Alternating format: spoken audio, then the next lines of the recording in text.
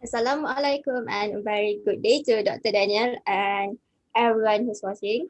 My name is Husnina binti Mohamad Yunus and my metric number is 202230.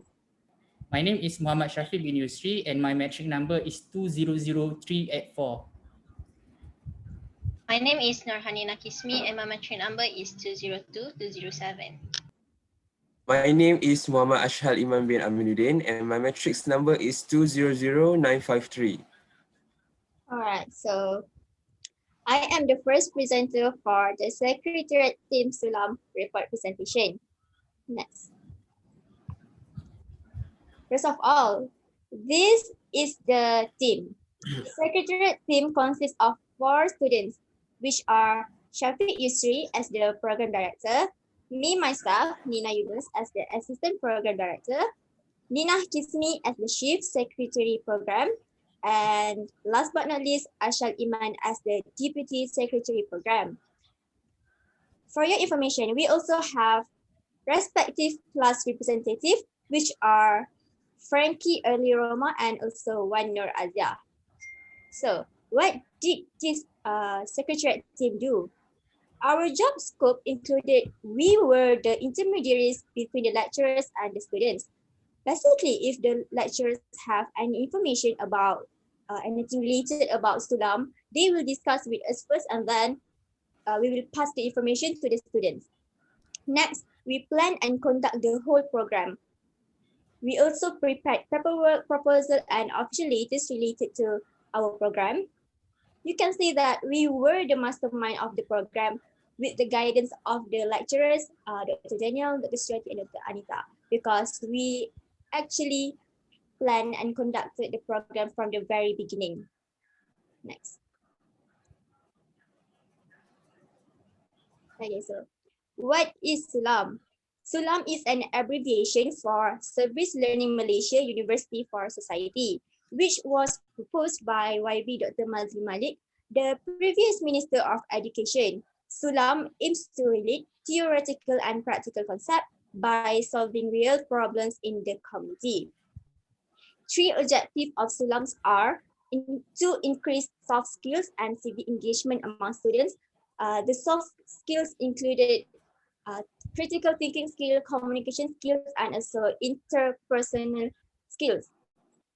Next is to create a collaborative environment between students, lecturers, and also the communities. Last but not least is to meet the needs of the community through volunteerism by using students' expertise, which what we really did for our SULAM project. Next. So, our SULAM project was called Kuis Ekonomi Malaysia, Jemputan Sekolah-Sekolah Menengah Seluruh Malaysia. We use Zoom meeting and Kahoot media as the medium to conduct this competition. The objectives of this competition is to give initial exposure of the subject Malaysian economy to the school students, which were the participants. Next is to help the participants for their preparation to seek for Sijil Pelajaran Malaysia (SPM) for the subject Basic Economics. Lastly is to promote School of Business and Economics, University Putra Malaysia. Next. So our targeted audience was Form 5 and Form 6 students from 32 selected schools throughout Malaysia. We really did involve schools from all over Malaysia. We had schools from East Malaysia, Sarawak, Sabah, to Peninsula Malaysia, which Terengganu, Kedah, and etc. That's all from me. I will pass this presentation to the next presenter. Now we will move to the project timeline, where it took part on the weeks of our semester, this semester. Firstly, on week 1, we had a briefing on SULAM with our lecturer, Dr. Daniel, and we were asked to form 10 small groups consist of 5 to 6 students with the mix of international and local students, and also the secretariat team of 4 members. And then on the same week also, the secretariat team with of 4 members had a meeting with lecturers and class representative on the workflow explanation, which was explained by our lecturer, Dr. Daniel. And we started to discuss on proposal, and it was sent to our Timbalan Dekan on 29th October. And then on week 2, Secretariat team had a meeting on how to get fund for prizes, either to get donation from each students of Malaysian economics or to get sponsors from companies. And in the end, we have decided with agreement from all to get the donation of RM2 ringgit from all the students of Malaysian economy. And we also have created the Google Form link, and also it has been shared for the group leaders to submit their 10 questions on week 3 and week 4. And finally, on week 2, we start to draft the invitation letter together with the poster. Moving on to week 3, we had a meeting on how to analyze question that was submitted by our group leaders, and we divided an amount of questions for each member, and finally have decided the medium of our event, which Zoom meeting and also Kahoot. And then on week 4, we have finally received the approval for our proposal on November 11 to proceed with our plans. And then we also have shared the QR code WeChat Pay and also the account number of Husnina for the students to make transfer payment for prizes funding. And the last one, we have finalized the official invitation letter together with the poster, and it has been shared to group leaders for them to send to school on 17 November, and we were expecting to receive the response within 1 week. Next. On week 6, the secretariat team had a meeting alone with Dr. Daniel.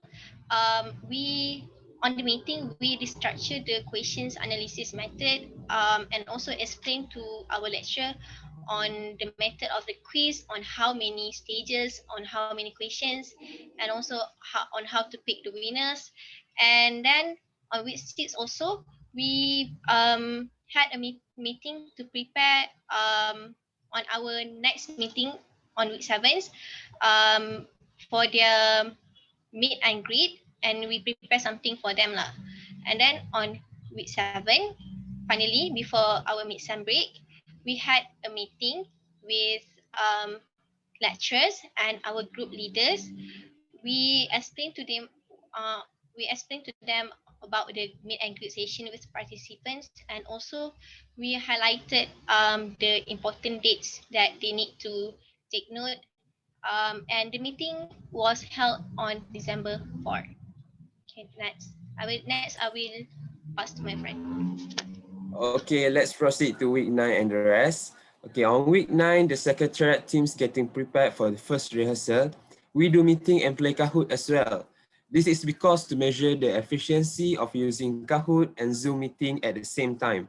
Moreover, on week 10, 29 December 2020, School of Business and Economic Student Association, SBESA, shared the poster of Pertandingan Quiz Ekonomi Malaysia through their official Instagram account. The official account is SBESA UPM_official. Also, the secretariat teams add on to communities for 5 parts. Examples, AJK Slides, AJK Tetamu, AJK Multimedia, AJK Permakahan, and lastly, AJK Technical. On week 10, the secretariat teams also prepared the guidelines for students and participants to follow during the events, such as naming in Zoom meeting, internet connection, and dress code. The first rehearsal also being conducted in week 10. Being held just roughly to understand the scenario. Okay, next Syafiq. On week 11, 7 January 2021, the group leaders and the lecturers involved in the second rehearsal. The second rehearsal objective is to try the breakout station before proceeding to Kahoot. The second rehearsal went well. Furthermore, on January 8, 2020, there is also our third rehearsal. This is for the final check on question and terms before the competition day. Okay, we move to the last day, which is D-Day. The students of ECN 3113, participants from school, from 32 schools, teacher of 7 schools, and some lecturers from SPE joined the meeting Zoom at approximately at 9:50 a.m. The program well run, there is less problem than we expected. The winner for this pertandingan quiz Ekonomi Malaysia Sekolah-Sekolah Seluruh Malaysia is Nur Fatimah from SMK Leda, Aimil Daniel from SMK Senggarang, and Nur Salwani from College Tingkatan 6 Saratok. Lastly, all the EJKs and the lecturer having a post-mortem event right after the competition. Okay, we move to the next presenter. Okay, now I will briefly introduce about the feedback from the students and the teachers that joined the pertandingan quiz economy.